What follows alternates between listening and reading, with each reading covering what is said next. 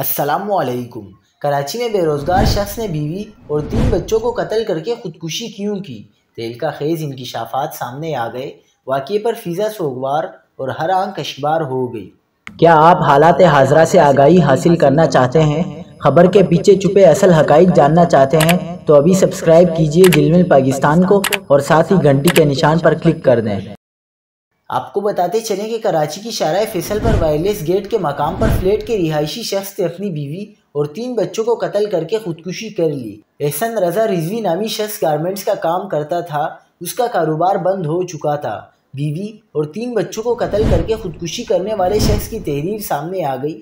احسن رضا نے لکھا کہ میرے بچے بیوی شہید ہیں، بیوی بچوں کو پتہ بھی نہیں میں ایسا کچھ کرنے والا ہوں، میرے پاس کوئی اور آسان راستہ نہیں تھا۔ پولیس سرجن ضلع ہسپتال ڈاکٹر سمیہ سید کے مطابق جاباں خاتون ندا کو سر میں 1 گولی لگی، 6 سال کے جبرائیل کو سر اور بازو میں 2 گولیاں ماری گئی، 4 سال کے میکائیل کو بھی سر اور بازو میں 2 گولیاں لگی، جبکہ 2 سال کی ہانی کو سر میں 1 گولی ماری گئی۔ احسن رضا کی موت گلے میں رسی کے پھندے کے باعث دم گھٹنے سے ہوئی۔